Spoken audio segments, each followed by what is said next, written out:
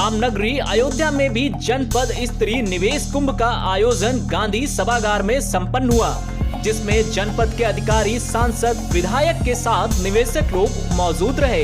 इस दौरान लखनऊ के ग्लोबल इन्वेस्टर्स समिति के उद्घाटन व समापन का लोगों को सीधा प्रसारण दिखाया गया।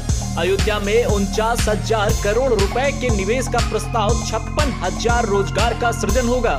इस कार्यक्रम के दौरान डीएम नीतीश कुमार ने कहा कि अलग अलग विभागों से अलग अलग कैटेगरी बनाई जाएंगी और सभी उद्योग के प्रतिनिधियों से कहा गया है कि जो भी आवश्यकता है उसके लिए एक व्यवस्था की जाए, जो हर 15 दिन पर निवेशकों के साथ बैठक होगी। किस तरह से उद्योग को प्रमोट किया जाए और रणनीति बनाई जाए। अयोध्या की महायोजना में लैंड यूज पोर्टल क्या है उसको देखा जाएगा। नव अयोध्या में क्या बेहतर हो सकता है उस पर काम किया जाएगा। डीएम ने कहा कि अयोध्या में टूरिज्म इंडस्ट्री में भी काम किया जाएगा। डीएम ने कहा कि अयोध्या टॉपी स्कोप होटल सर्विस इंस्टीट्यूट के लिए अच्छा स्कोप है। अयोध्या में राम पथ, भक्त पथ, जन्मभूमि पथ का निर्माण हो रहा है।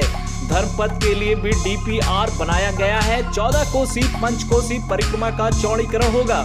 बड़े पैमाने पर अयोध्या के विकास की आधारभूत संरचना बन रही है। इस कैलेंडर वर्ष में रायबरेली रोड बनकर तैयार हो जाएगा और अंबेडकर रोड भी बनकर तैयार हो जाएगा। प्रयागराज रोड का चौड़ीकरण भी प्रस्ताव है।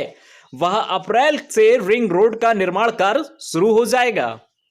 आज जनपद स्तरीय निवेश कुंभ का आयोजन किया गया है और प्रदेश स्तर पर लखनऊ में भी आयोजित है ये इन्वेस्टर समिट, और इसी क्रम में जनपद स्तर में भी किया गया है। और हमारे जो इंटेंट आए हैं निवेश मित्र के माध्यम से लगभग 49,000 लाख के हैं इन्वेस्टमेंट हमारे।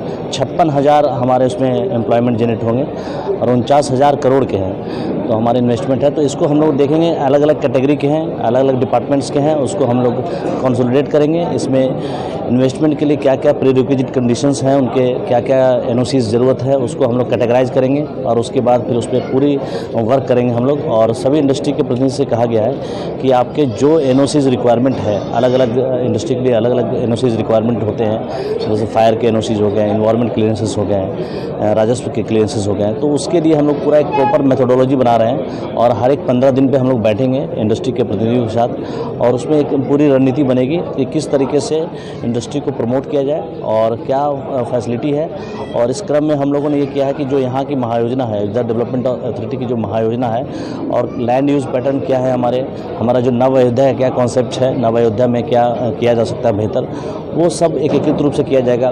टूरिज्म इंडस्ट्री में भी काफ़ी ज़्यादा स्कोप्स है अयोध्या के लिए, होटल और सर्विस इंडस्ट्री में काफ़ी अच्छा स्कोप है अयोध्या में। और हमारे यहाँ आधारभूत संरचना काफ़ी मजबूत हो रही है और जैसा कि आप लोग जानते होंगे कि राम पथ, भक्ति पथ, जन्मभूमि पथ भी संचालित हो चुका है, बनना कार्य स्टार्ट हो चुका है और 14 कोसी पंचकोसी परिक्रमा और धर्म पथ का भी काम हम लोग डीपीआर हम लोग अप्रूवल के स्टेज में है।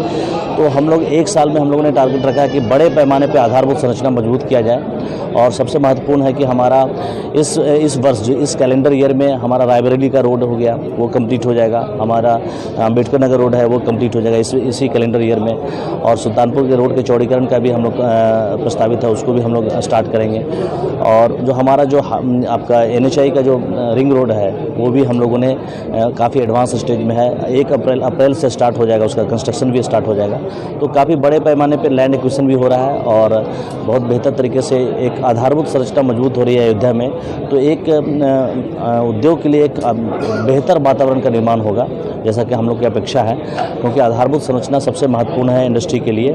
और हम लोग की जो महायोजना है वो भी प्रदेश स्तर पर सबसे पहले हम लोग की महायोजना स्वीकृत हो चुकी है और अब हम लोग एक्सटेंडेड महायोजना की ओर भी जा रहे हैं। अभी 133 स्क्वायर किलोमीटर की महायोजना है, फिर 733 लगभग स्क्वायर किलोमीटर अभी और एक्सटेंड कर रहे हैं सेकेंड फेज में।